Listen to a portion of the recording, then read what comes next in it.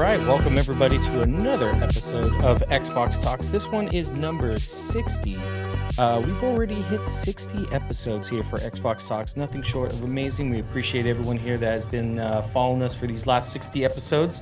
And this one is going to be a spicy one. But before we jump into that, let's introduce the rest of the hosts. We have Jay Foreman. Hello all, and welcome to another week of Xbox Talks. Yeah, and then we also have Mikey J. Raymond. Hello, hello. I need a cool Awesome. catchphrase like Mikey has. I'm always just like, what do I say? Mikey's just like, hello, hello. Well, I thought you said aloha. So I was Hey, like, oh. hey, no, I'm onto something. All right, yeah, I didn't even know it. Okay. All right, next week is going to be an aloha. Yeah, you just do the finger guns, just the bang bang. You can't go You wrong, know, right? Those are always cool. Yeah, you can't go wrong with that. Awesome, guys. Where do we go? Where do we start with?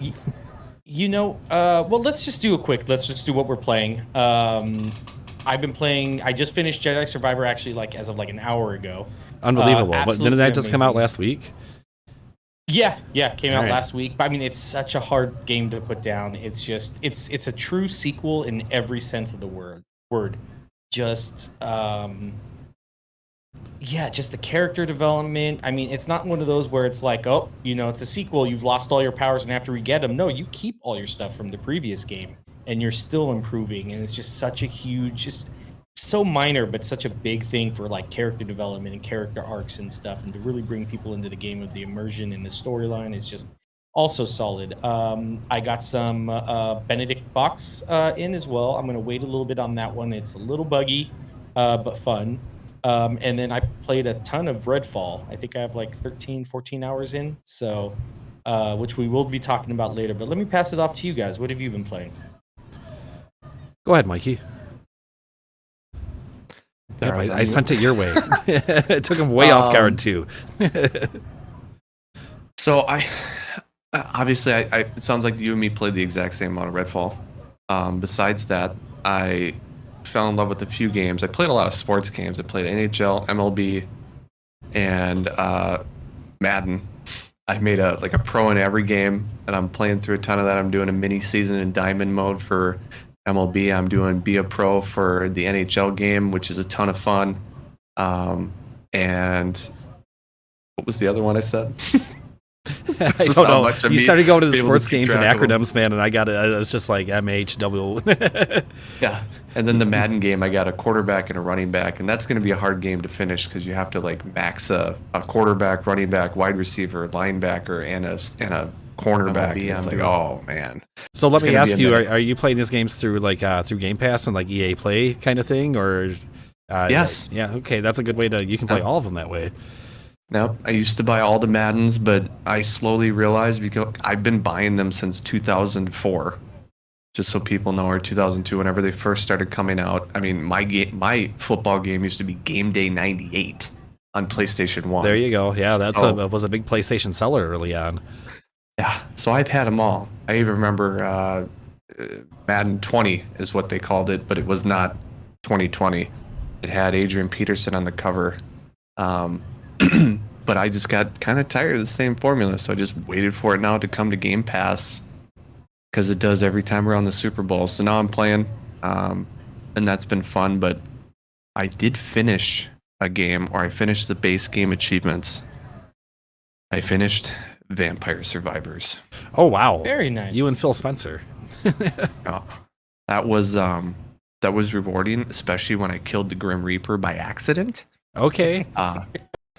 Because I didn't realize my build was going to be that overpowered. I had some damage reduction. When he did damage to me, it healed me, and it also retaliated against him. I had a damage cap, and I was sucking life from him on every attack, and my health bar was slowly going down, and then coming back up, slowly going down, and and after a minute, the second Grim Reaper shows up, but then the one died, and the game just kind of oh, you won, and then it kills you anyways. So you kill it, and then it kills you anyways. There's no escape. Yeah, but once I figured out my build, I went through the other achievements, finished it up, and it was a lot of fun. The gameplay was interesting enough to keep me hooked the whole time. And I think I have like 2 days played. And I'm gonna go through the DLC, but last time I talked about when we wrapped up, I said I had to finish games coming forward, and that's the one I picked, and I finished it. And hopefully I'm done with Redfall next time we come together. That's kind of my next go after. Also, almost done with Diablo 3. 2 achievements left. Oh, nice. That's a big grind. You have to level all the characters to max level. Did you have to do a hardcore run? Is that one of them? Yeah, that's the one. I think I mentioned once. It's bugged. I killed Diablo in hardcore. Yeah. It didn't give me the achievement. So good job, Blizzard. Yeah. Oh, you just have to do it again. You know how achievement bugs make me happy. Well, especially that one, right? Like, it's just white knuckle all the way through it. Can't die. I'm sure there are probably a couple close calls. You can't make it all the way there, even on the easiest difficulty when they have the exploding mobs and that kind of stuff. But anyways, that's kind of a painful way to end something that should be intense and fun, and something that should be really rewarding. Like that's definitely like a fist pumping moment. Oh yeah. But what have you been playing? Boy, pass me off. Let's see. I've had Overwatch. Still playing a lot of Overwatch. They're actually getting new. I think there's an event starting this week. Kevin would know. He's a big Overwatch fan, right? Yeah. So I don't know actually this run because I've been so wrapped up in Jedi Survivor. Wow. Okay. Well, you're going to be. It's a space event, so maybe it'll make the transition real easy for you if you decide to get back into Overwatch. But and I've also been working my way through the Final Fantasies. I'm on Final Fantasy 2 now. I'm doing full 100% clears of all of those. I'm going to do 1 through 6. Obviously, I'm not playing this on Xbox for reasons that many of us are angry and upset about, and it's just the way of the world right now. So I've been straying over there on the PlayStation side of things for a little bit. But I did check out Redfall a little bit, and then I got talked into buying Cult of the Lamb. I haven't had a chance to play it yet, but we did watch some of the animations that are kind of associated with this game, and I don't know if you guys are familiar. You can go to YouTube and look it up, and they have this like dark humor, and they're actually what got me to buy the game. So I'm excited to get in there and play some of that. I know we have a lot of fans in the communities. I see people talking about it all the time, so that's on my list for this week. Okay, and Mikey, I think he might be a member of the cult. I don't know. I can't tell. Have you played it? I just had to look up the art. No, I just looked up the art and saw the that's exactly lamb with the red eyes. No, I thought Cult of the Lamb. I thought you were like a convert or something. I'm like, oh no, he's a member of the Lamb cult. I actually forgot about 2 games, and I wanna give them props because one of them was a really cool $25 indie game I picked up, and I'm almost finished. Dredge. Oh please, yeah, I've seen a lot of good things about that. I've been really wanting to play that too. It's such a fun time waster. You just boot up and you go out and fish and you kind of collect items, and there's a story to it. There's danger to it. You have to get back by nightfall or you can die. But towards the end of the game, you can be more adventurous. You can go out at night. And there's just a lot of like little cool things. The art direction is fun, and it's only $25. And again, I say it's a time waster. It's almost got like some hooking mobile mechanics, like the good kind, where you slowly build up your ship, but instead of having to pay $10 to fast forward your build by 72 hours, it doesn't take that long to build up, and it's rewarding. So Dredge is actually a lot of fun. I recommend people pick it up. There's a reason I think on the Xbox store it's got like a 4.7 rating. Because I played it for 6 hours and forgot it was 6 hours. Oh wow, that's usually a good sign. Like you're just like, oh man, it's midnight. What happened? And the other game I actually bought for co-op purposes, I pulled the trigger. I got Dead Island. Oh nice. I'm jealous, man. It's still at 70. Did you get it on sale or anything, or I paid the full 70. Just went for it. Yeah, I really want to play that one. It's a game that I'm going to play co-op with my wife, and we did play. We got through a little bit of the beginning area, and the damage is what I love about it. You hit something in the chest, and it shows exactly where you hit. Or if you cut an arm a certain way, it shows the arm slice correctly. Their gore system, which they talked up, I didn't know worked actually so well. It's so cool to see that. Dying Light 2 actually came out with an update to update their own gore system because Dead Island 2 worked them. They're like, we're so not much. gory enough. Yeah, Dead Island 2's gore system is the best I've ever seen in any game. I will say that.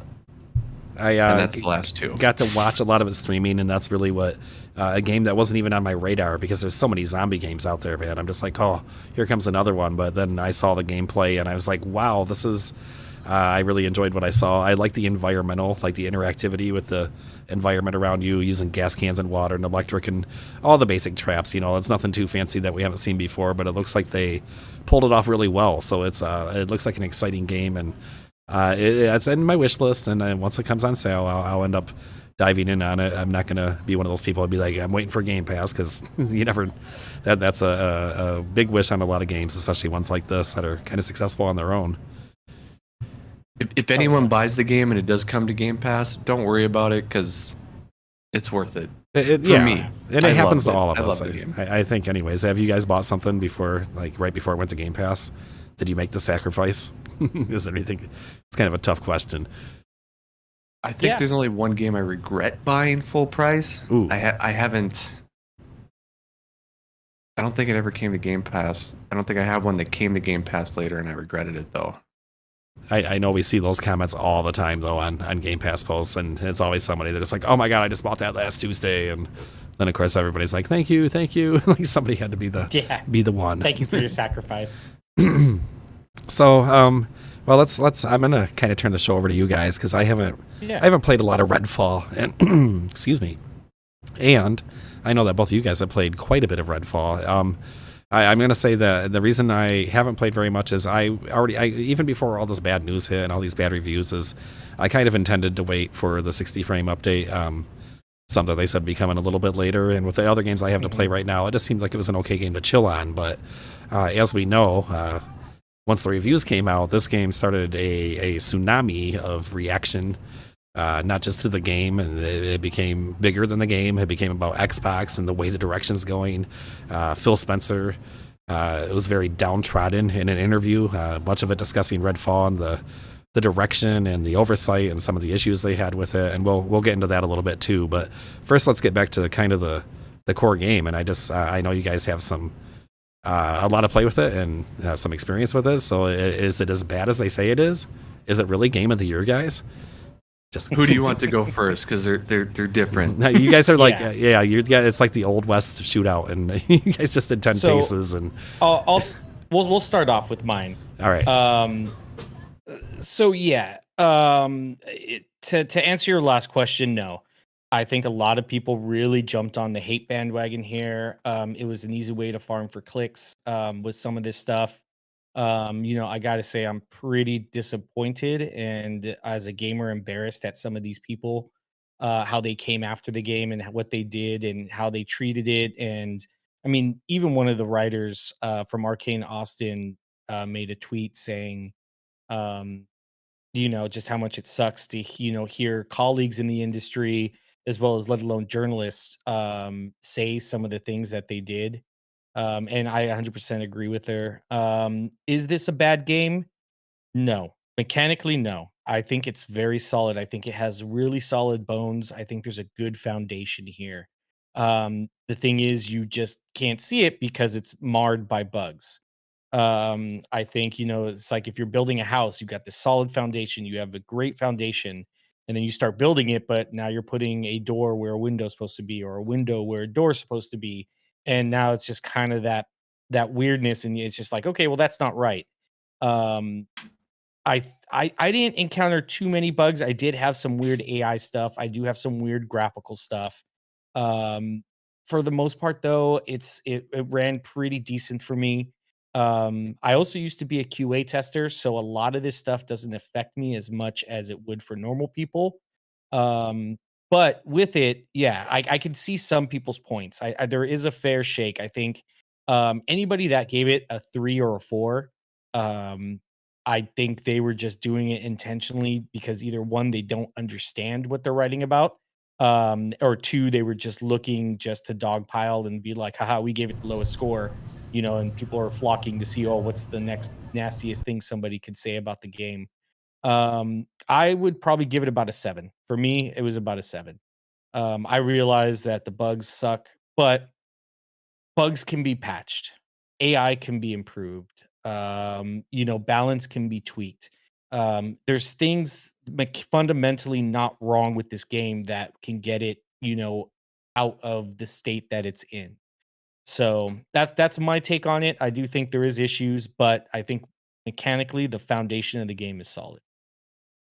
I think you made a good point there, maybe about people rating it a 4, and I know that it's kind of subjective how rating scales work, but I think once we get into like the 3 and the 4 territory, that and this game did have a lot of bugs, but I feel like that means like a game's almost unplayable and has like really big fundamental flaws. And I don't have a lot of hands-on time with this, but from what I've seen from it, it still seems like a playable game. The bugs that you come across seem more comical and sometimes frustrating with late like texture pop-ins and stuff like that, but nothing that really seems like super game breaking. And underneath even these really bad reviews, you still see people saying that there's a good time to be had here. They just wish this and this were corrected. So I do think that 4 is a pretty low score for a game like this, but again, people can rate games how they want to.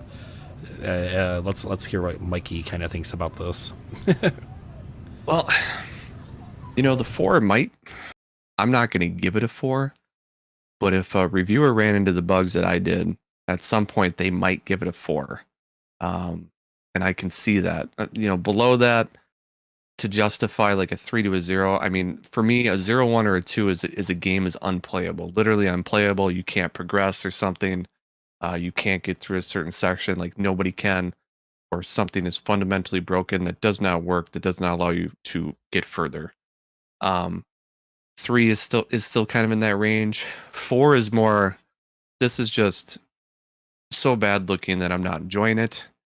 I struggle between a 5 or a 6. So I'm slightly above that. For me, I shared a lot of the videos with you guys. I didn't share all of them. There was, and this was my gameplay that I was just recording while playing on my PC. I forgot about that. Mikey sent a stream of clips from his playthrough, and they were all very troubling. Yeah, at one point, this is right out of the fire station too. I wasn't that far into it, and I went to a building, and I saw 2 of them were camped on top of a roof, and one was on the bottom. And by this time, I had cleared out a little bit of another section of a neighborhood. I hadn't done any missions. I was just exploring the area. And I had a sniper at the time, and I went and shot, and it just hit nothing. Shot a couple more times, then I shot the one at the bottom, and nothing. So I approached it. I'm like, well, what's going on here? And the 2 that were on the ceiling suddenly jumped down, and the one on the ground was still standing there. And I went up and shot the one on the ground, nothing. It's like it didn't really exist. And then the 2 that I had shot at, that I hit, the video shows that I hit them multiple times, were suddenly fightable enemies. And it's like, what is this a vampire ability? Are they, cloning themselves and broadcasting themselves out there? I don't get it. I was giving it the benefit of the doubt, and then it happened multiple times in that house where I came across 3 more vampires that were just not moving. And then I came across one that was like, nah, I'm just joking, I'm here. It was weird. And that was just one of the bugs. Another of the bugs, I'm clearing this cave, and I realized that I haven't been hit yet, but they're attacking me. So I sent you the video of me just strafing back and forth, and the vampires pretending to attack me, but they're actually not. And then I just stop and I look at it, and it's just staring at me. And I'm able to headshot it 3 more times, and it dies. And I was like, what is, like, there was just a lot of weird stuff like that, fundamentally, we can discuss that too. I don't know a ton of what there is to salvage. I think there's a lot that they could have done that they didn't. And on top of that, there's a lot of bugs. So that's why I struggle between the 5 and the 6, because for me, I'm not sure how a patch fixes this, because this seems to be their game design. I was talking to you guys before the show. There was one building I found in the first area, and just to give people background, I completed every single mission in the first area, except for the very last one that progresses you to area 2. And the only reason I'm waiting is because I'm an achievement hunter, and I need a guide to get the ghost items on the ground. Because once you leave area 1, you can't come back. Another really weird, fundamental, odd design choice in my mind. but I'm exploring this building. It's 3 stories, and I come out of it with $750 worth of stuff, which is not much in the game. There's no weapons, nothing, and I just didn't feel rewarded for exploring that area. At one point, I explored a theater. After getting some popcorn for a side mission, I was fixing a popcorn machine to make people happy at the base, and I came across other stuff, and it's just like, well, none of this connects. It's not showing me what to do. Um, it was just a big area that I explored and really walked away and found out that a main mission came back there later. But Mhm. it's just that gets to another problem of mine, which is cutscenes. I understand that there's an artistic direction that you can take with them, but for me, for those that have value, they need to be like the opening credits where it's like hand drawn paintings and stuff or hand drawn photos. When it came to the cutscenes in this game, it was just characters in a still shot, with maybe some added twinkle of particle effects that you can throw on an Adobe After Effects that I can do. It didn't seem like a whole lot of work went into them. They just showed people bending over, fixing the light in the firehouse, for example, or they panned to someone's face while they were talking. Even if you found whatever you found was just not animated. It was so weird. And I brought this other point up as kind of a burn. The background, the dynamic background for the Xbox for Redfall is more animated than any of the cutscenes in the actual game. And that's just to me is a quality thing. It's like, why did you if you shortcut your screen or your cutscenes, what else have you shortcutted? And it just kind of seemed to add on top of each other. I was just really bummed with the game because I was defending Dishonored and all this stuff, and how I absolutely love those titles, and I love Deathloop. This one just did not hit at all for me. I'm gonna finish it. But like a bad Just because I meal. feel like it's my job, man, on this one. But I was having fun at sometimes, in the beginning. But as I start unlocking more and more stuff, it's like, well, what's the point? Like the nests, you get nests in the game, and there's 3 of them, and I did all 3 of them, and I got some decent loot at the end. But then they just pop back up. So is it just a loot mechanic to get some slightly better loot? Because I can get better loot just walking around the world sometimes out of locked chests. This wasn't even dropping high tier loot for me. So what's the real point of going through these nests? And it's just like this nest is a area to give influence to other vampires in the area to make them stronger. So it was more of just a hindrance to the player, and I didn't really feel rewarded for beating them. Automatically for beating that, I should get an orange drop. I don't know if they're actually called legendaries. I'm going to call it legendary. I feel like I should have got a legendary drop just for beating that section, because each one of them takes 15 minutes. Heck, one of them was insane. I walked into my second one and I shot the first vampire, and suddenly I had 12 vampires on me. And literally unsurvivable unless I don't know if it was bugged, but I was Jacob. I playing as Jacob, so I was able to go invisible and drop aggro, and then I could only kill one zombie, one vampire before the other 11 showed up, and then the 10 showed up. As I had to take them one at a time and wait for my abilities to come back, because it was unplayable otherwise. Just I could go on. I mean, I just did a word count on the dislike notes that I sent you guys before the show, and it's over 500 words. It's a 500 word essay on the notes I did disliking some of the stuff. It's not fundamentally broken. It works.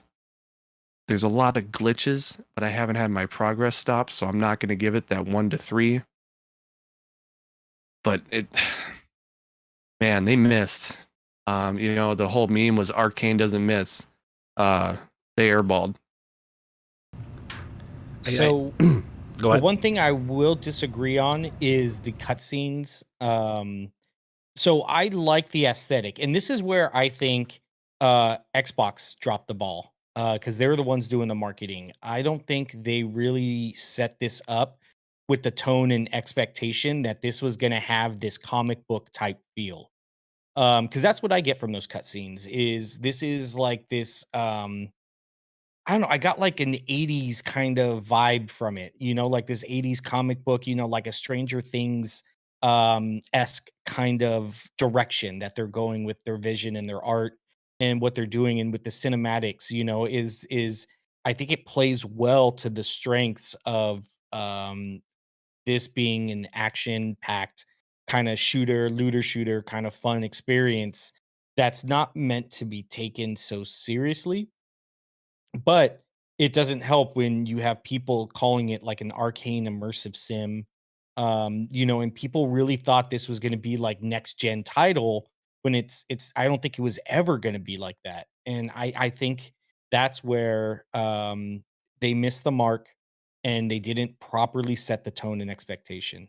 And that's 100% on Microsoft because they were doing the marketing. That's actually the only thing they did in this game. If you look at the credits, they outsourced to like 11 studios, which I wonder if that may have caused some issues as well for some of the quality stuff that they had. But when you look at the credits, all Xbox did, and the only time they're ever mentioned is marketing.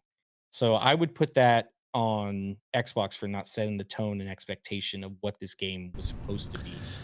And see, I blame it on Arcane because I don't think I would agree with you if they were hand-drawn cutscenes because a game like Dredge, a $25 title, those cutscenes were hand-drawn in that game because they're still animations. That's a $25 indie title.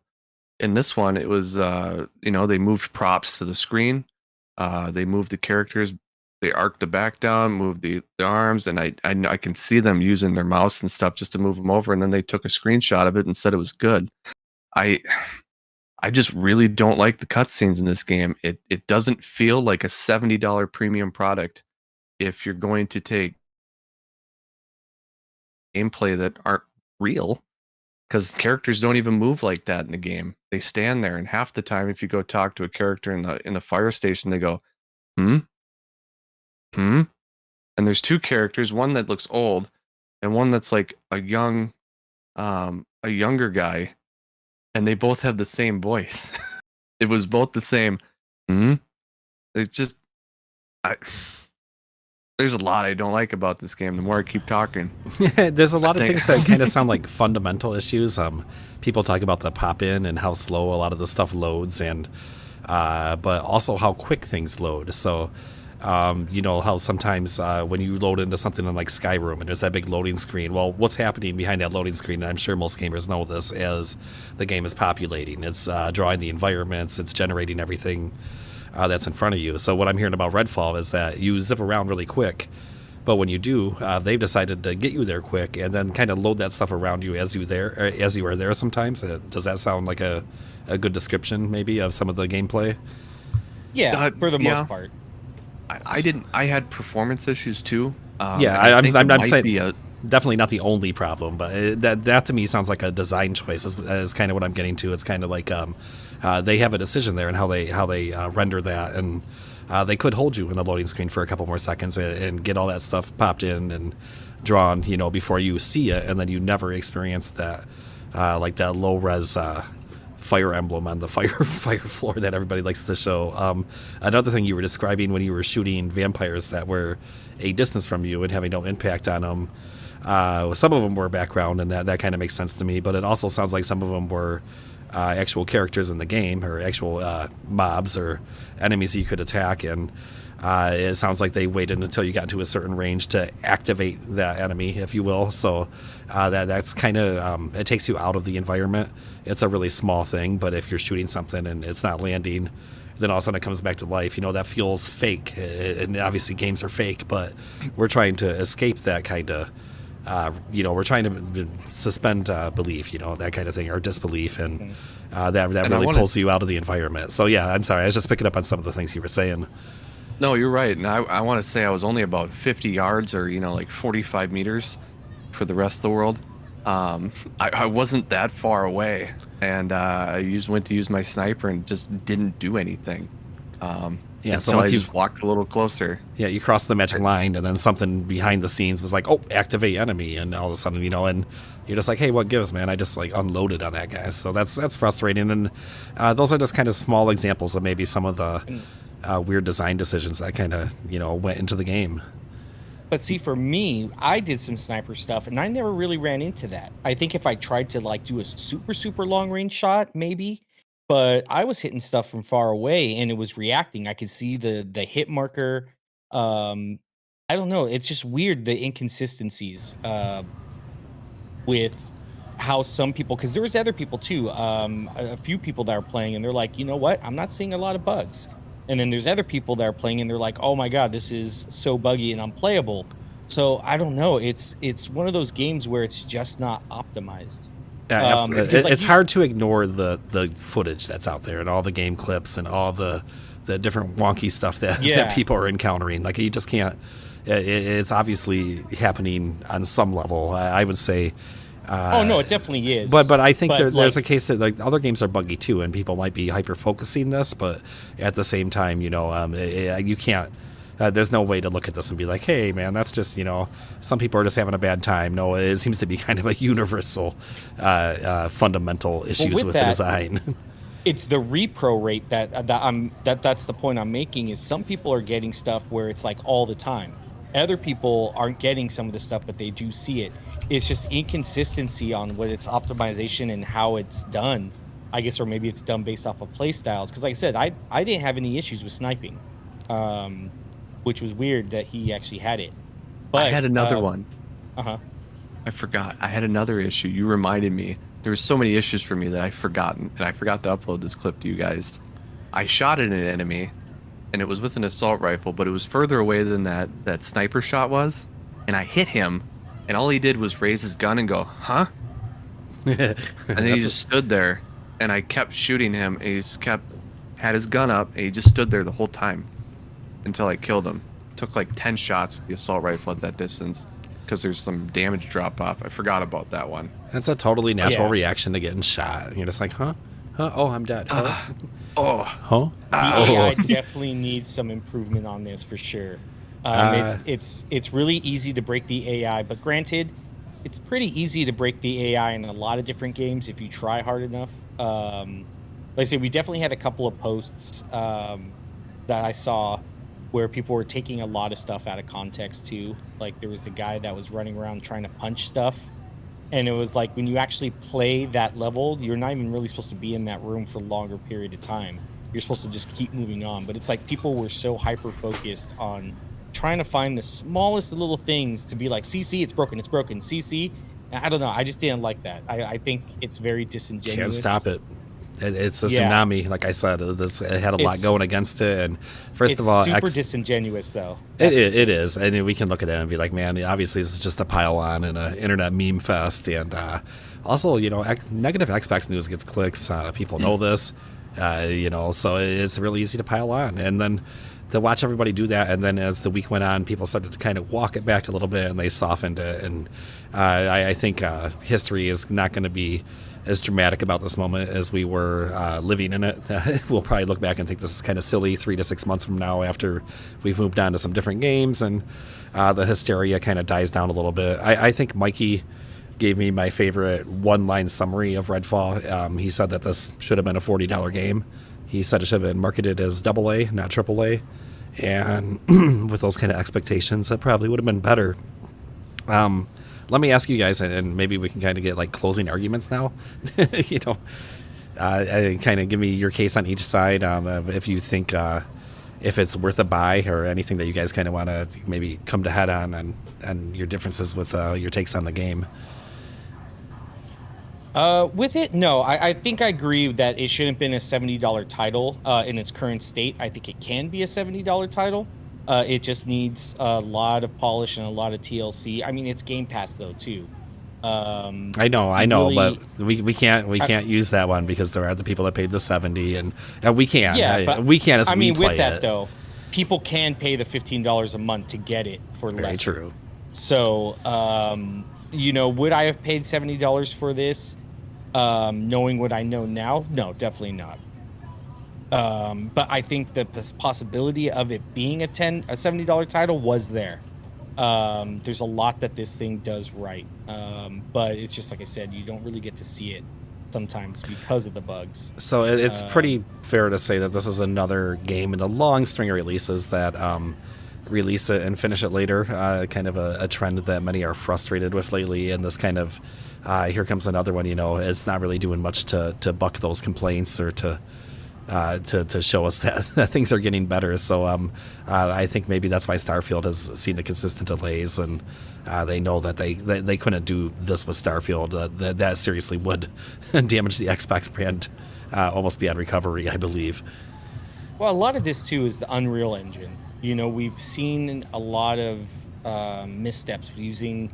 I mean, Hogwarts Legacy had a bunch. I mean, now Redfall. I think we can't blame everything on Redfall to the Unreal Engine. That's unfair. I think the developers have to take a little bit of some credibility on that, you know, or accountability on that. But I think we're finally seeing the Unreal Engine 4 is hitting its limit. It's time to move on to Unreal 5, which not a lot of places. I think right now it's what, Fortnite? I think is the only one that has Unreal 5. In certain game modes and stuff, yeah. And in Unreal 4 has never really been good at doing open worlds. I've seen that complaint many times from media and industry members. So it does seem like games like this might struggle with that engine. But, you know. And you also have to look, too, the last 2 years of this development, which are crucial development, before it got delayed, was COVID years. That set them back a lot from going from work from home, especially for designing games where you're trying to transfer a ton of information through. It's not as easy as just being able to walk over to the QA section and being like, hey, this is messed up, let's talk through it, you know? Sure. I mean, I do. I get all that. But, I mean, at the same, there's some kind of failure here. It's obviously released in a state that nobody was very happy with. Phil came out and pretty much admitted that, and like I said, he's very downtrodden about it. So it seems like, you know, even with all the excuses in the world, that there's still some kind of blame or some kind of fault to put out here. And if it comes on Phil or oversight or whoever pushed the release, whoever changed the core concept of the game, because we know that at first it was going to be more of a games as a service microtransaction type thing. You know, somebody didn't have a cohesive vision for how this should end up and how it was going to deliver a title that was going to please people. We also get into the internal testing, something that came out from the Spencer interview as well, where they said inside that they had the Redfall scoring 10 points higher, double digits was the quote, higher than the actual reviews that came out for it. And I wonder if maybe their internal testing didn't factor in things like perhaps a negative Xbox slant, or, you know, these other outside factors that aren't just the core game, or how their testers were playing it. You know, there's a lot of questions and how they missed the mark so much. They use an external team.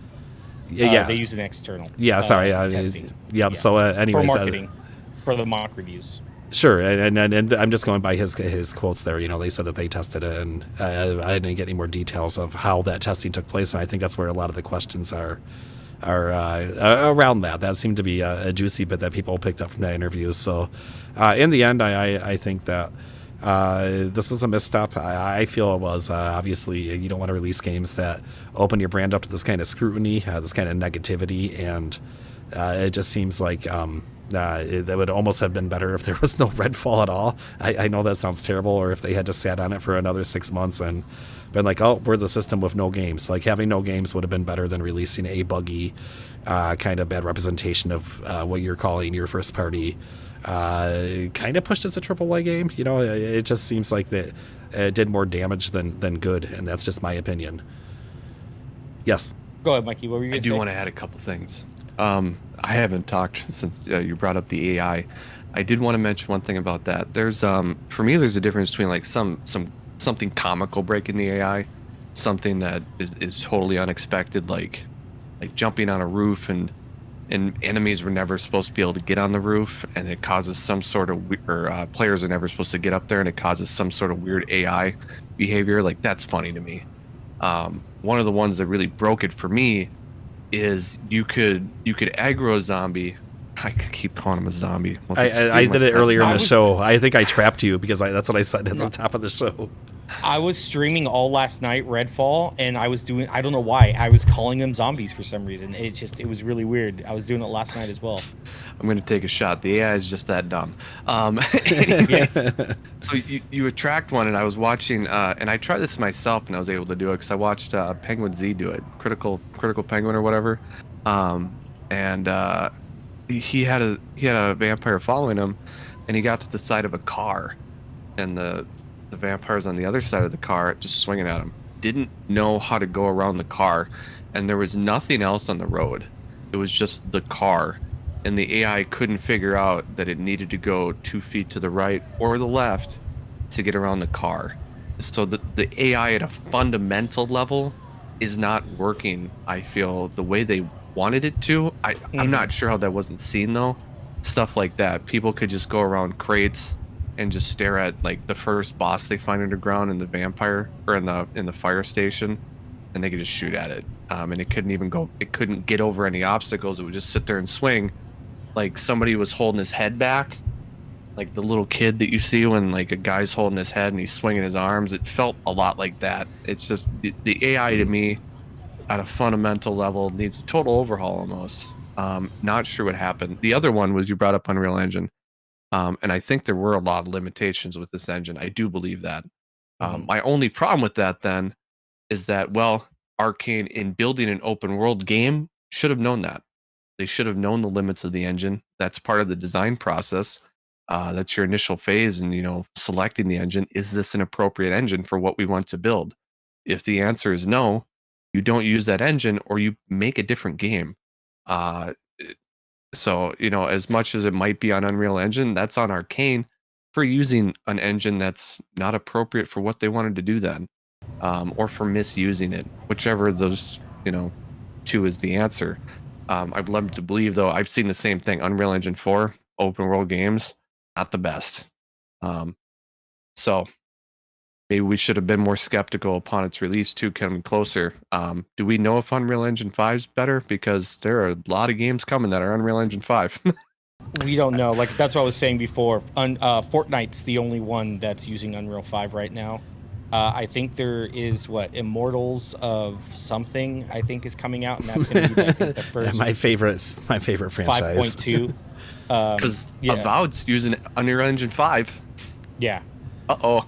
Yeah, no, I think Unreal 5 is good. I think a lot of the concern with so many games going on Unreal 5 is that you get this kind of samey look through all the games, and you get these less differences. But on the flip side, it makes it really easy to crank out some amazing visuals once the industry kind of catches up to the engine and they learn all the tricks and stuff like that. So, but don't worry, there's still other engines out there. It'll be interesting to see what happens with Halo. I think that's the biggest kind of mystery, what they're going to do moving on with their Project Tatanka and all these rumors about an engine switch and that kind of stuff. So, but I feel like some people even said, that they feel like this generation isn't going to really start until Unreal 5 becomes utilized and people start to, and we've seen that in past generations where the hardware and the engine, it's kind of a neck and neck race, and sometimes it takes one of them to catch up to the other to really utilize and show us the best games possible on these hardware systems. So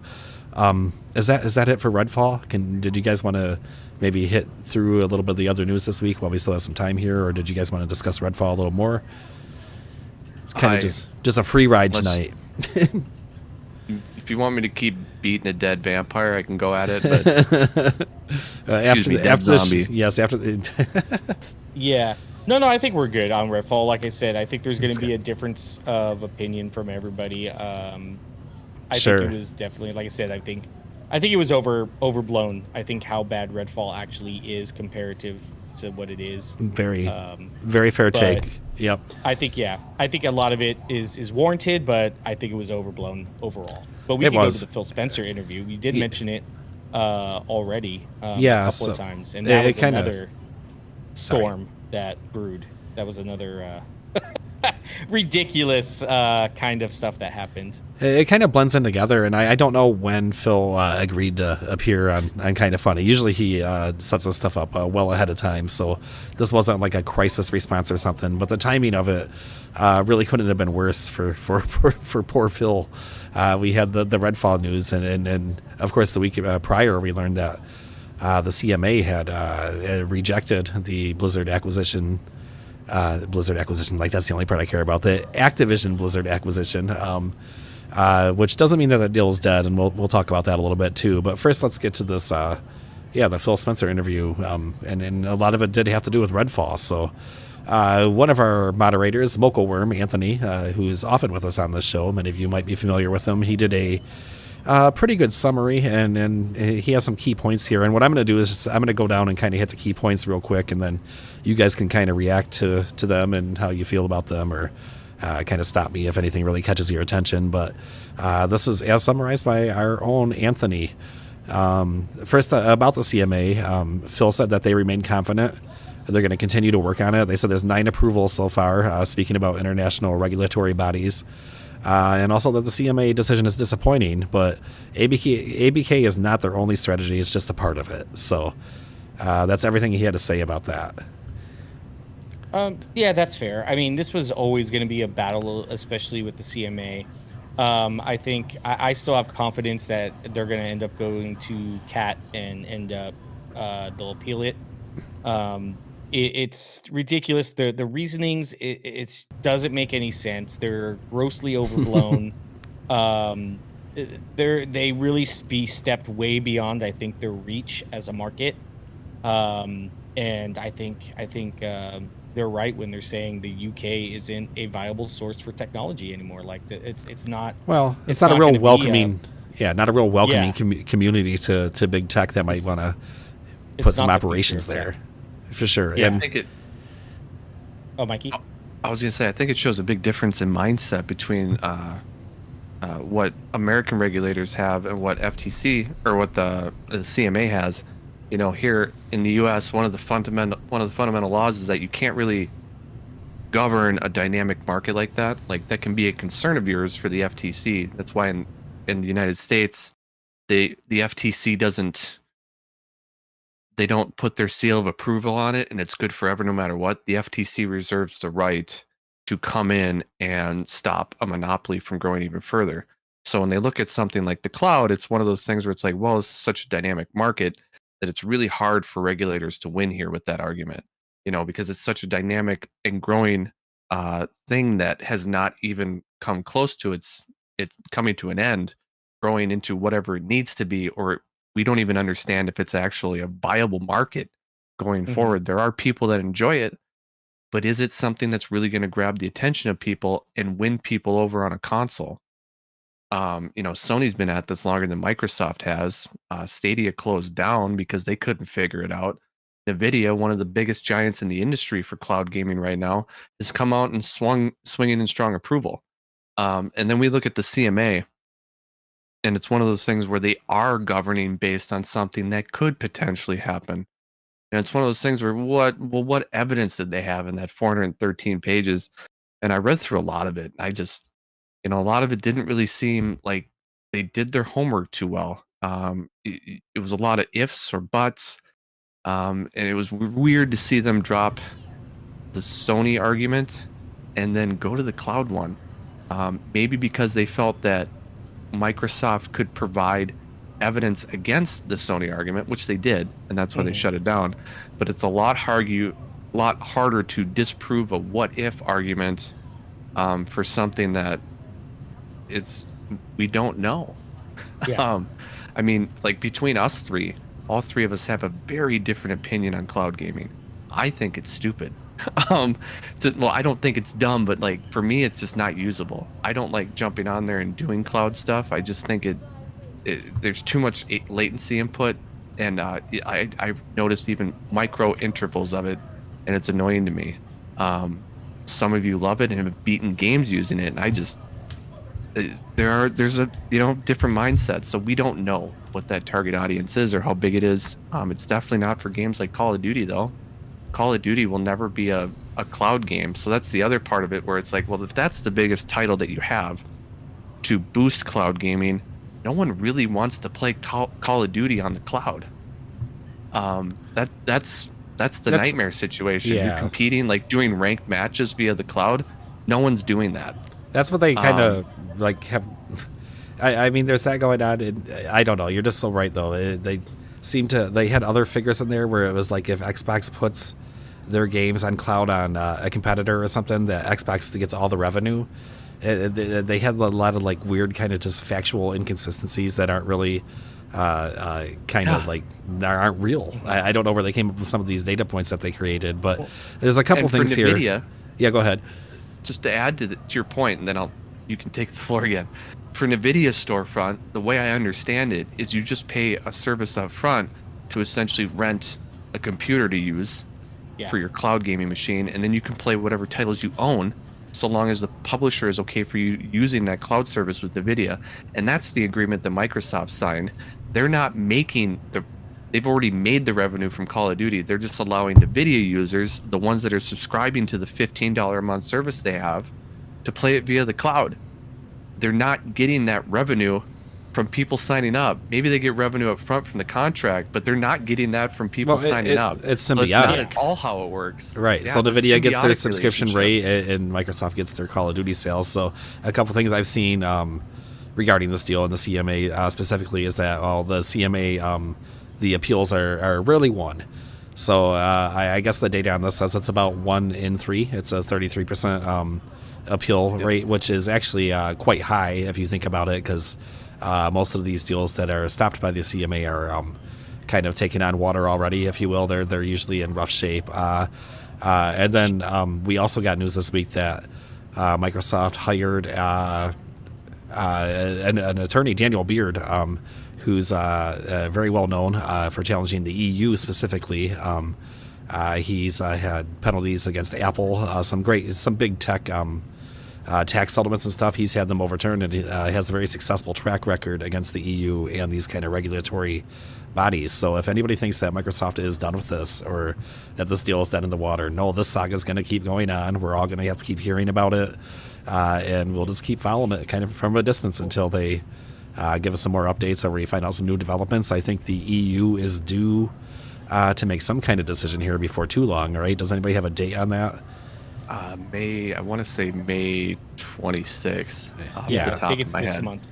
So that could put added pressure on the CMA if they rule favorably. If they rule negatively, it could really torpedo Microsoft's hopes here. So there will be a lot of people waiting and wanting to hear what they have to say about this whole situation. May 22nd. Thank you. Oh, nice. Yeah, because the CMA tried to make this a global issue. And I think that's what they're trying to hype it up as, which is a gross overreach, because cloud isn't a global issue. It's around everywhere, but it's supposed to be pertaining to their market and what it would cause. But yeah, from what they're trying to do is they're trying to make it seem like it's a global thing. We've seen numbers that there are 10K total cloud gamers in the UK. Like really, that would torpedo their actual argument. It just in the UK. They're trying to regulate a market that doesn't exist yet, which is a very weird move.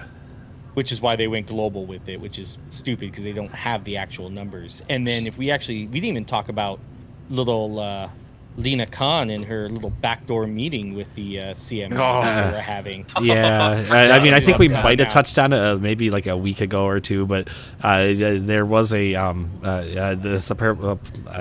know. Here, sum it up real quick. Yeah, Lena Khan went over there and met with the regulators, basically, and nobody knows why. And the timing was suspicious, but a lot of people also say this is pretty standard. So, but they said they didn't talk about any business. Yep. Like, sure they didn't, dude. What did they talk about then? Right. You're going to tell me. How's the weather over there? Cheerio, mate. All right, we're gone. Goodbye. How's your regulating going? Oh, just fine. Regulators? I don't know what they do. They sing Warren G. Sorry, British people. Yeah. So, it's just shocking that the only two people that are against this, or the only two agencies that are against this, are having secret meetings with each other. Well, there's a lot of really. You're out there towards the FTC, and a lot of people feel that they're doing some showboating right now and going for high profile. We've discussed this extensively on the show, so I'm not going to rehash it tonight. But if you want to go out there and dig around, that's a fun little facet of American politics to get into. Are we good on that? Did you guys want to get on with this interview? I guess a few more things to highlight. Yep. I think we killed it. All right, so going back to Redfall, Phil Spencer said, "I've had better weeks. Nothing is more difficult than disappointing the Xbox community. Watching the community lose confidence upsets him. He needs to revisit their progress, and critical response was not what they wanted. Again, it's kind of rehashing what we said. It surprised them that it was so disappointing to a lot of fans." As far as studios go, Phil insists and continues to say this kind of narrative that they're not going to push against the teams to force them to do what Microsoft wants. They want to give them that creative platform. Now, there's been a lot of debate about this one this week. Do you think they need to get a little more hands-on? I think they need to improve their pipeline with how they do this stuff. I think Matt Booty needs help, especially because I think they need to take on Bethesda, and I think it's too much for Matt Booty. I really do. I'm coming around on that one. You've been saying that for a bit now, and I'm starting to believe a little bit. And I just, the way, some of these games came across, that were great. But some of those that were cited were things like Deathloop, Ghostwire Tokyo, which apparently Xbox also had no hand in. And that's the highest rated game Xbox released lately is Deathloop. And that wasn't Matt Booty. He helped release Halo, which, reviewed high in the beginning, but we see what that became later on. And they're fixing Halo and whatnot. I just don't have a lot of faith in Matt Booty, and maybe he's great, but I think they need to get Bethesda underneath their wing, and I think he needs help. I think there needs to be more people on top of this. I think what they need to do is not take away people's creative freedom, but they need to make sure that creative freedom is directed on the canvas instead of everywhere in the room. They need to help focus teams, help them meet deadlines, help them correct mistakes, and see where they're at all times, not marketing a game to play at 60 FPS only to release it at 30 and then everything else is broken. Microsoft, as much as they didn't help with the development process of this and they're only in the marketing credits, they have to know what the game state is in my opinion. So they really need to improve that pipeline. And that's my take. I don't think take away the creative freedom. I think help them direct that creativity. And they definitely need to put their hands in helping with that. Maybe, like if you've ever thrown clay in your life and someone's trying to center a piece of clay, maybe these developers just can't get that centering right and it needs an extra pair of hands to show you how to do it. Mikey, are you turning this into a pottery show? Patrick Swayze's going to come back. I was going to say, calm down there, Patrick Swayze. Wait, I'll just let me pull up some footage real quick and you keep talking.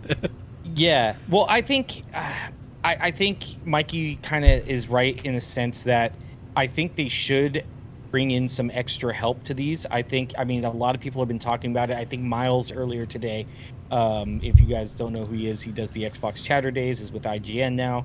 He even said, and I've said a while back too, is that they need to bring in a team, like an engineering team or an optimization team, somebody that can come in the early ends or the beginning part of this of development cycles or the mid part of the development cycles, even at the end part, and just kind of see, hey, where are you at? Let's see how this runs on Xbox. Let's see what we can do to make this a title. Supposedly Coalition was that for the Unreal games. Supposedly that was the team that was supposedly going around helping other studios. They were the ones that were supposed to be getting tapped on the shoulder when development teams were having issues. I don't know how true that is. It's just something I've constantly heard being thrown around by a lot of different people. But they definitely need a team that's going to go in and kind of help course correct if they need any help developing on the Xbox console. Yeah, they need a team to support their teams. They need like a team, and it's kind of sounds funny to say that, but it's like mid-level management, maybe. In a way, somebody between the top Xbox execs and your all these studios that you have that, like you said, is kind of coordinating everything, getting everybody on the same page, making sure that we're hitting certain standards and all that good stuff. So I think you guys make some really good points there. So. About communication, the 12-month game plan that we all were talking about last year after, I believe it was the Xbox Bethesda showcase, didn't happen. And Phil acknowledged that, said that there's been some lessons learned about transparency. I was really in tune with this. I was like, all right, they're going to stop these long hype cycles of 6 years until the next big game, and we're going to show it to you for 6 years straight until you're tired of seeing it.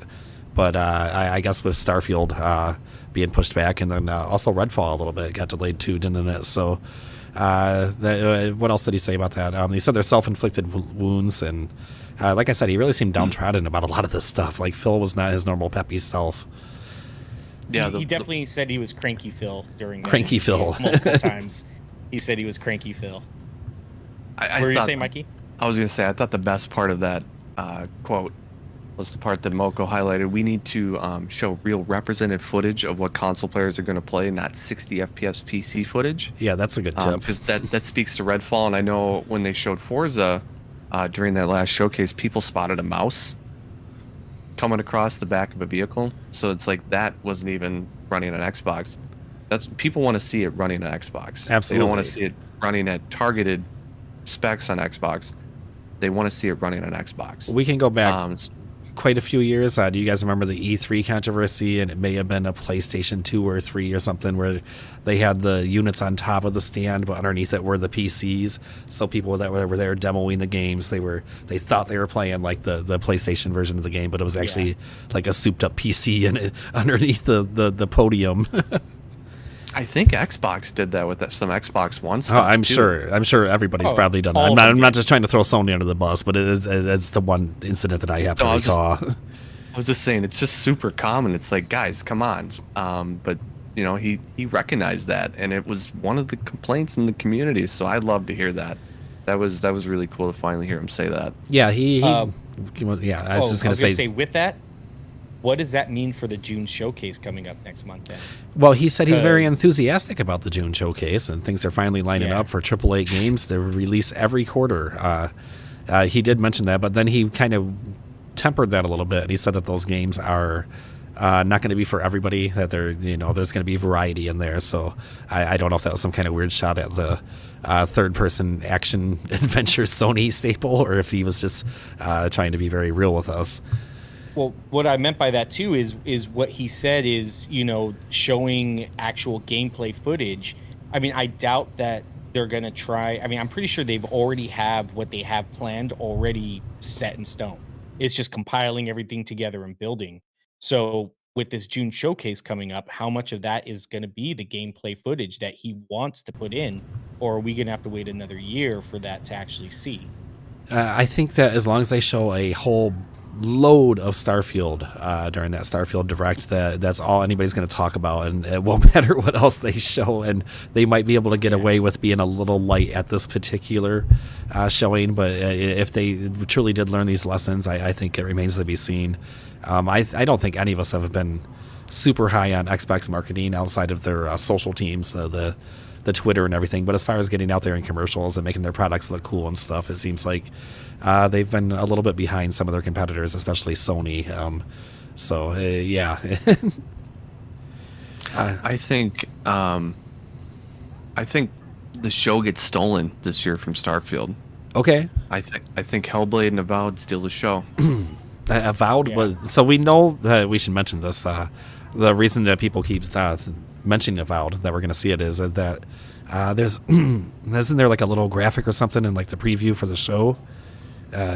Isn't it mentioned somewhere or something like that, right? Because at first I was like, scheme or something like that. Yeah, I was like, is very Avowed-ish, and something like that. Maybe that's it. I was struggling to. Everybody kept mentioning it. I'm like, are we gonna see Avowed? I know it's cooking, and I know that Obsidian's been working on it for a while, but there's some kind of indicator out there, anyways. And I'm sorry, I think Kevin did a pretty good job of summing it up better than I did. That leads a lot of people to believe that we're gonna get that Avowed news, and if that's the case, then Mikey's theory that it could steal the show could very well be true. Because if that game debuts and it looks like Skyrim, that's kind of what people are expecting in some form or way. And, it maybe catches a little of the Elden Ring flair too. That could really get people excited.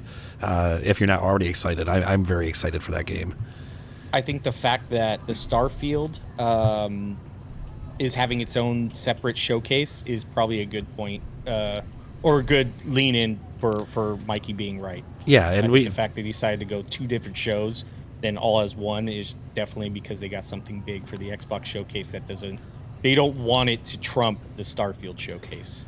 I mean, he also does say, I can only look forward as we have Starfield, Forza, Hellblade, Avowed game collection. Like he name dropped Avowed and like the list of those other three titles are probably what I had considered the three titles for the quarters this year, as he was saying that they're going to finally hit that quarterly thing. So you could add Avowed into there, and then very speculatively that would maybe put Avowed early next year, which I think would Take me by surprise. I would think holiday or fall next year if I had to predict, not knowing that. So I don't know. It's kind of hard to say, huh? Oh yeah. But that also pushes maybe Forza to holiday release and Hellblade 2, which a lot of people thought was going to be 2023. If it's actually in order, would mean that Hellblade is spring 2024 and Avowed is summer 2025 or summer 2024. Yeah. And this is wild speculation, of course, but a lot of times, people might say a list like that. There's a reason they say it, and they don't really think that people like us are going to pick up on it and understand with the secret message that Phil was sending us. So I'm going to go even wilder and say Forza in June and then Hellblade December or sometime in holiday season. There has been a lot of guesses that Hellblade is coming sooner than people think. So that would be say holiday release. All right. Now, I like it. I think that kind of covers the Phil interview, and now I'm just going to quickly smash some news. And we didn't even really address this at the top of the show. We're just kind of doing like a fill-in week here. We figured we'd get the news out for you guys. We knew there were a lot of hot topics to talk about. We're still working on bringing the users back into the show by using Discord and something they have called Stages, where you'll be able to come up here. Where I really miss hearing the other people weigh on this stuff too. I can't imagine the Redfall takes that are out there. So anyways, hopefully next week we'll have some more news about that. But let's skip ahead and kind of crush out the rest of this news here. And let's talk about that new Xbox dashboard. Are you guys on the Insider build at all? I actually am not on the Insider build anymore. Yes. Okay, do you have the preview? Yep. I do. Nice. Do you like it? I love it. I do. My wife hates it. Uh-oh. You can't please everyone. She's like, this is so stupid. There's so much ads still, and why are they so tiny? So she went the opposite way. She's like, I don't care about the background. I just care about the information in front of me. And I can't knock her for it. She's right. That's what she wants out of her dashboard experience. So I think the only way they could really win is making the thing like a tablet screen where people can just move their icons around like they want to at this point. It's nuts. If anything, just make it fully customizable. Yeah. You want big tiles, have a setting for big tiles. Put some widgets in there. Tiles, yeah, have it. There was hints of that when they had pins, and there was good forward momentum, especially coming back. If you don't remember the Xbox One dashboard, that thing was like the Windows 10. It was the whole tiles. That was awful. The Metro look, the Windows Phone look. Yeah. How could I take that back, Kevin? That was a beautiful style. That was awful to look like. No, so it does sound. You get to see more of your dynamic background. That's been the big ask, right? Yeah. So that's nice. I was gonna say I did have one problem with it. I didn't really understand how to get to the base store anymore. That's a problem. I didn't see it in my apps. It's at the top now. The What's store. at the top? You have to hit RB, and you go all the way to the top, and then there's the 4 items. They have a store, Game Pass, and then I think your applications and something else. I wish we could pull up Kevin's screen right now because it looks like he's looking at it to give us the exact the details on it. Actually, I don't. I turned it off, but I probably can. Oh, Let me no. see if I can. Oh, okay. You're good. But we should say that they released 2 dynamic backgrounds. Mikey already alluded to one that will help you show off the new dashboard if you're on the Insider build. We got Ghostwire Tokyo and a Star Wars Jedi Survivor dynamic theme. So I haven't even checked these out yet. Did you guys take a look at them? Are they cool? The Redfall one's better than the game, so you should go get that one. Yeah. I'm sorry. Ouch. That's funny. I forgot that Redfall was in there too. So that makes 3 new dynamic themes. So they really stepped it up. Starfield. Yeah. I'm just jumping. Starfield's got an M rating. Go ahead. Anybody surprised?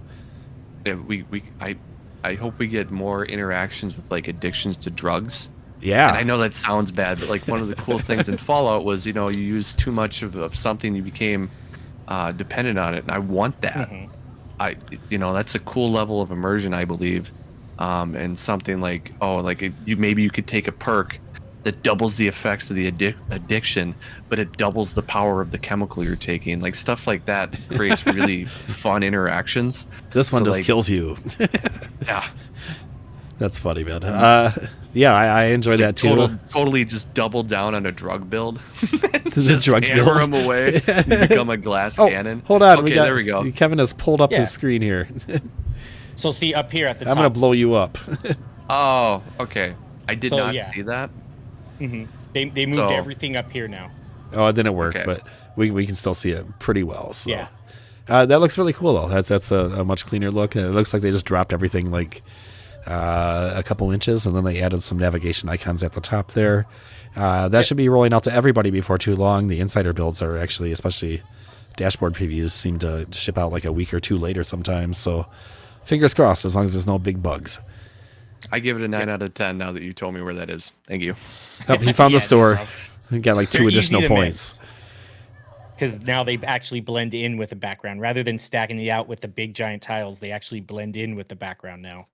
I feel like GameSpot when they couldn't figure out how to get to the settings menu on the Xbox One, so you can take me off this podcast later. Oh. Yeah, he broke himself. Hold on. Wait. Does that mean our YouTube cameras are all messed up? Oh, yeah. It was really weird looking for a second. There he is. He's back. It's fine. It was just my forehead. That's good. No, no, I accidentally hit the wrong button. I was messing with some stuff, and my fat fingers hit the wrong button. No, that was cool. So as we can all, I think we all are happy that Starfield will be mature rated. No confines on content. It should be a kind of gritty game. So we've already discussed the showcase. In case you were looking for a date, that's June 11th for the Xbox and Starfield double feature, they call it. Get pumped. We will be watching that. We'll probably be streaming it or watching it together in some form or another. If we can get community members in to join us, that would be a lot of fun. We'll talk about that closer to the date, which is really soon. Or you guys can go on to, I think, registration.fanfest.com and win a trip to Los Angeles. That's true. Or apply if you guys are going to fly down here anyways. Apply to be at FanFest. I will probably be there again live for the show. I'm working on that right now, but yeah, hopefully we can have some. They better let you in, Kevin. But that's actually a good shout. If you can sign up for the virtual FanFest right now, it gives you a chance to win gear, win that trip, and also invitation to live stream some events before the show where they usually show off some indie games and that kind of stuff. It's kind of entertaining. Mikey's signing up right now. Yep. When you linked it, I had my wife sign up and I signed up. We both signed up. There you go. Yeah. But you sound like you have a shoe in somewhere, so I'm like, all right. Who we messaging? Well, I will see. I'll see who I can ask. Usually I get a +1 from somebody else, or like usually we have a group that we all just text each other. Hey, did you get in? Did you get in? Did you get in?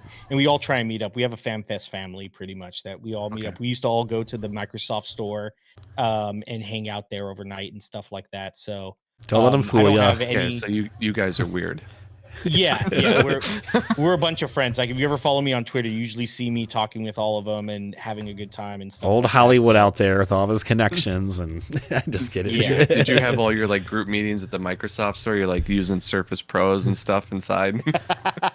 No, we just went there to like do like they had the overnight ones where you had to wait out there for a long time. Oh right, yeah, they did that in LA. They had one here in Mall of America. But it's gone now since they got rid of all the Microsoft stores. It was right across from the Apple store, and it was actually a much better store than the Apple store. I'm sad that they're gone. Yeah, they were a nice store.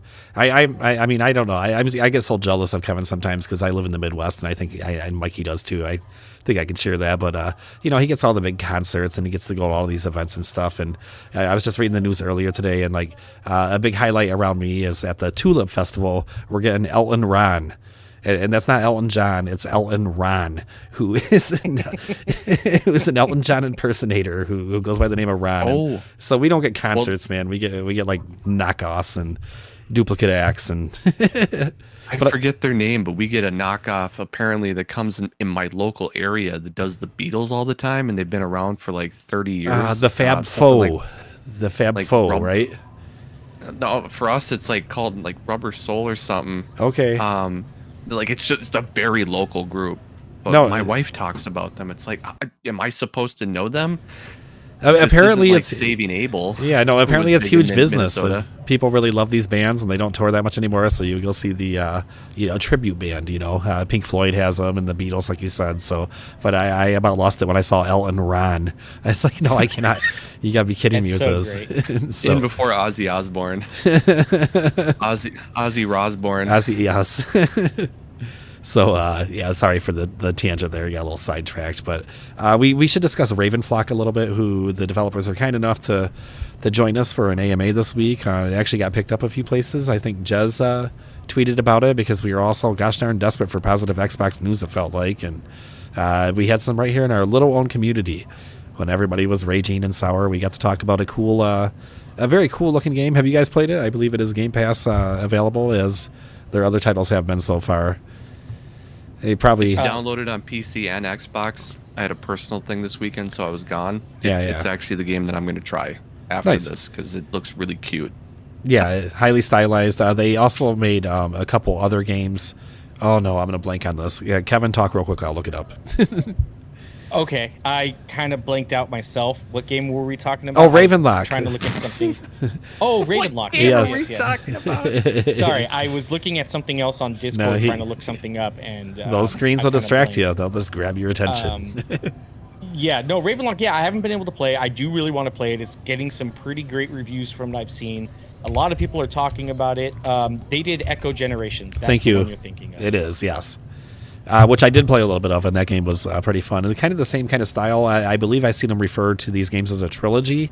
So I don't know if they're all somehow connected or if it's just the stylizing that connects them all. But I think it's the stylizing. The voxel is what they call it. Yeah, the voxel graphics. So yeah. Regardless, we are very happy to share that with the community and to help them get the word out about their games. I think one of my favorite things about especially the Xbox Series X community, since I've been involved with it, is helping smaller developers come by and make a post and draw some attention to maybe a project that isn't getting as much attention as like a big AAA release would, and just discussing it with you guys and us. We get to ask them questions and be like, hey, what's it like developing a game for Game Pass? And that's what Jez picked up, is they were talking about how Game Pass has been a kind of a boon for them and helped them, just like we were talking about, increase exposure for their games and all that good stuff. So if you're looking for a quick read, stop by the community and check out our AMA archive, and you can look up Ravenlock and lots of other developers in there too who have shared a lot of answers and details with us. So we love it when that happens. This one I was kind of excited about, and this is kind of small news, but there's a new Double Dragon gating game coming out. It's called Rise of Dragons. If you're not familiar with Double Dragon, I guess this is probably pretty old at this point. It's a classic arcade beat 'em up. This one is going to have some roguelike mechanics. It looks like it's kind of like a updated take on that kind of system. So if you're kind of a retro guy, maybe that will be worth keeping an eye out for. We were just talking about Ghostwire Tokyo. 4 million players on that one. Did you guys both play Ghostwire Tokyo? This one is definitely on my to-play list. I did try it out just to try. And I probably played an hour.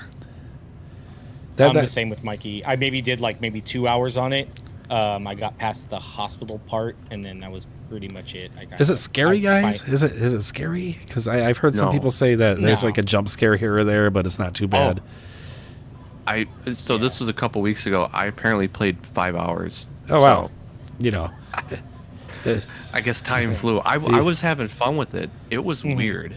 It's a trip. It's you're arguing with a demon spirit that's taking control of you. You find that out in the first minute. Yeah, okay. It's a back and forth in the similar vein of like Forspoken and how she has the band on her wrist.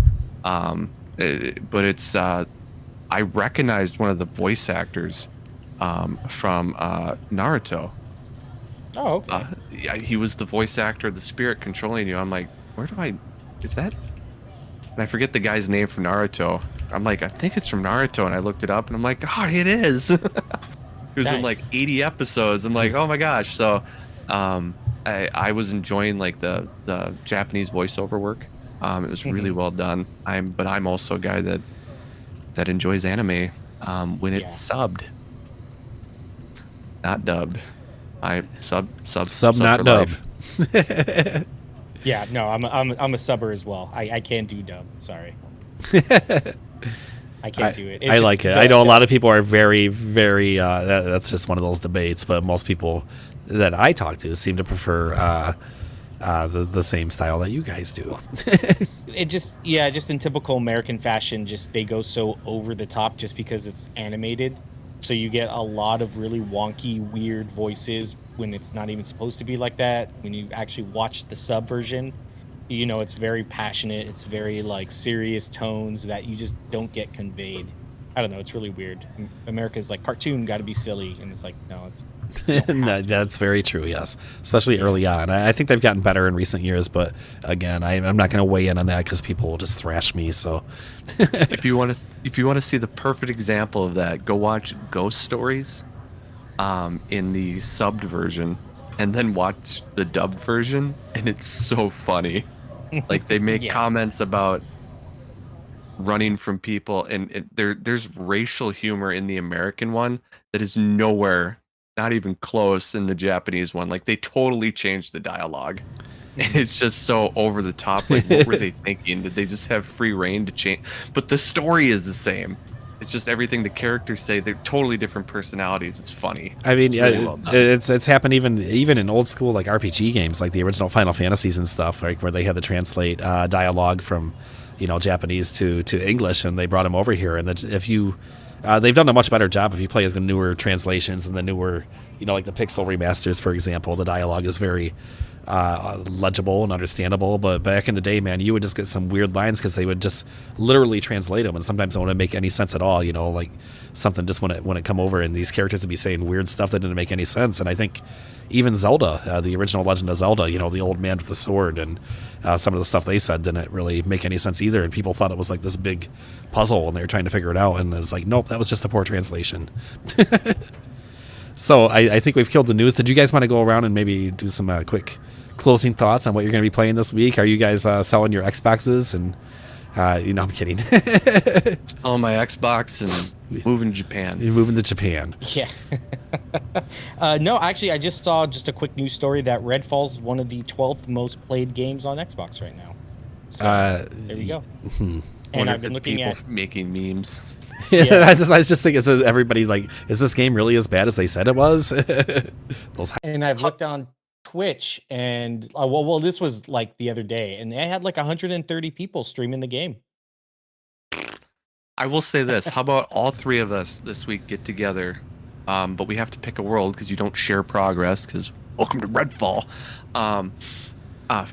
Foreman, maybe we'll join your world since you have not played. Yeah, no, it'll be a fresh we'll world play it together. All right. I mean, if you want, we'll stream it right to here, so we have a record of our whatever we're going to be doing. we can Sherpa you through Redfall.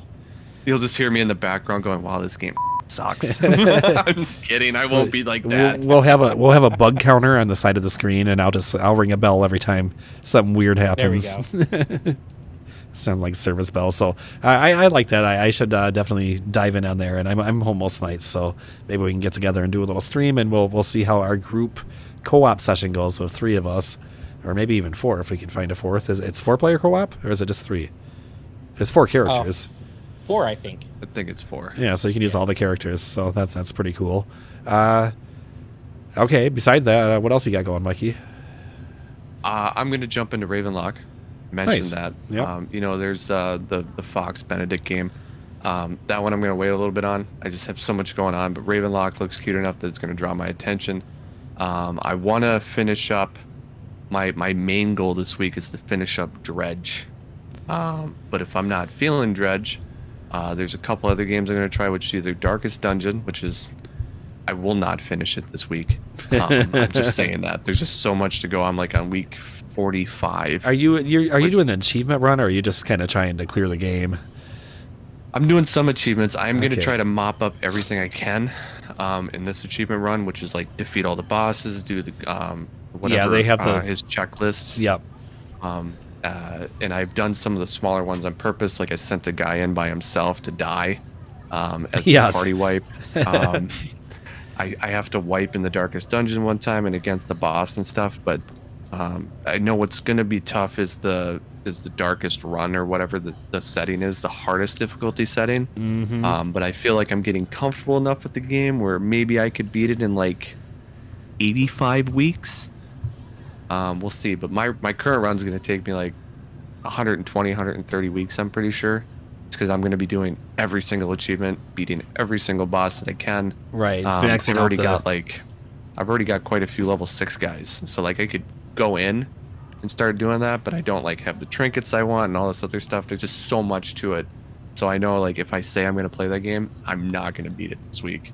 It But I is could beat something like Wolong Fallen Dynasty. We'll see. There you go. Go ahead. Sorry. No, Darkest Dungeon is a huge investment especially to do 100% clears. So that's it's a really like that would definitely be like a belt achievement for me though. That would be like a top tier achievement to get 1,000 in that game. So, and Darkest Dungeon 2 is coming out I think like next week, and I'm expecting that one to make it to Xbox once we get more news about console ports for that one. So, if you like that game, there might be more in store for you.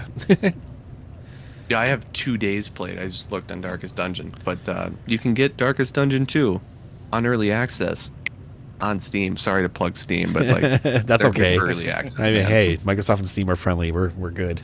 Oh yeah. What's Kevin got going this week? I just finished Jedi Survivor, but I'm gonna try and maybe get the 1,000 achievements. They're actually not that bad. Is it you a just gotta play through the game? Collectibles it's all or minor stuff? Yeah. No collectible achievements. Okay. A lot of it is just like doing certain moves with the lightsabers or lifting, using your force powers a certain way, or little smaller stuff. I think the longest one that's going to get all the plant seeds for the garden that you can have on the top of the cantina. But yeah, other than that, it's all just simple playthrough stuff. I could probably knock that out in a couple of days. And then, I don't know, I was going to wait until the next patch for Benedict Fox. I guess it's a little wonky right now. So I'll probably wait to finish up that. And then, if anything, maybe Dredge. I've been looking at Dredge and seeing Mikey, hearing him talk about it. I'll probably end up start on that. It's been on my radar, and I've been really wanting to play it, but it was just like Redfall, Jedi Survivor, all this stuff. I also find it funny. None of us said Tears of the Taken Kingdom or whatever it is for Zelda. I'm not getting it, man. man. This week. I'm very intrigued by it.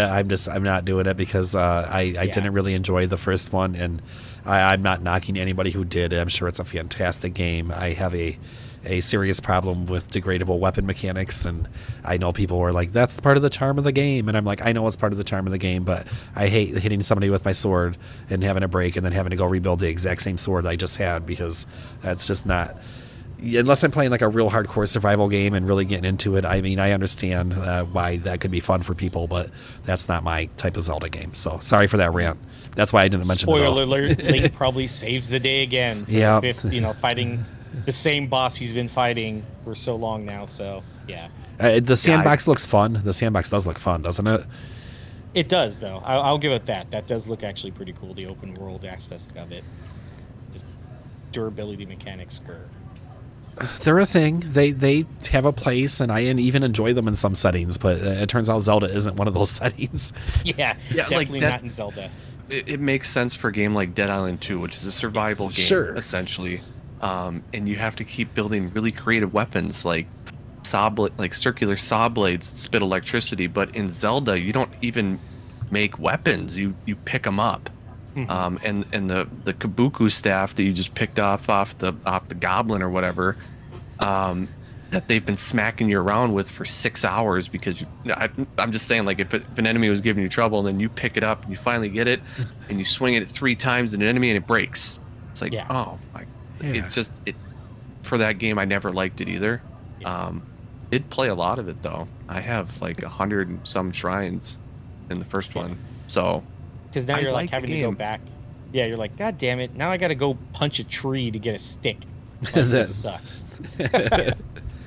Yeah. Like I said, I understand the charm and it does look like fun, but just not for me. So for me though, this week I will be wrapping Final Fantasy 2, and then I'm going to skip ahead to Final Fantasy 4. Exciting news for everybody I know, but Final Fantasy 4 is actually a big reason that I fell in love with gaming. I think it came out, it was the first Final Fantasy to release on a Super Nintendo.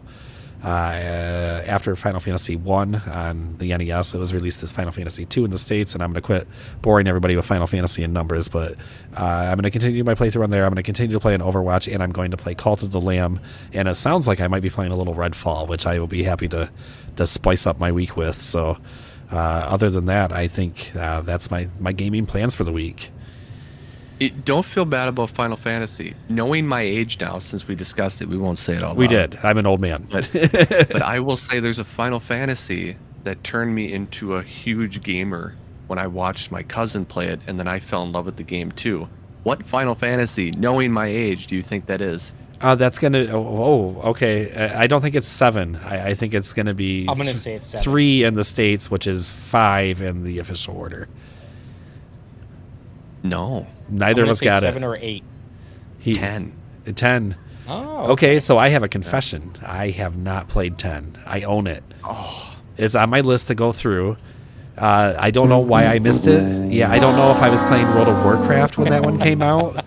I know the song. So awesome. No, I know the Titus music. and the Battle of Sin and Yuna. Yeah. To Xanacar, and like I know all the music and I know the characters, and I played it a little bit at the beginning. Like you're playing some kind of sports ball or something, I think, and you're like cool. Blitzball. Yeah, You Blitzball. freaking loser, man. Yeah, I know. No. You know what's funny is Blitzball. So Blitzball was actually. Blitzball? I don't remember. I think No, it is Blitzball. because it carried over to Okay. Final Fantasy 11, I believe, which was the first MMO Final Fantasy. And anyways, yes, that you know what, you have me beat. You know that game better than I do, so you're the real Final Fantasy expert on the stage here.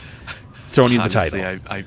I never played any of the other Final Fantasies really a whole lot, so One thing Final Fantasy guy. No, they're kind of they're all very similar. So I'm interested in 16, but since we're on an Xbox podcast, Final Fantasy just is not going to be for us anytime soon. So Breaks everyone's hearts. yes, It might.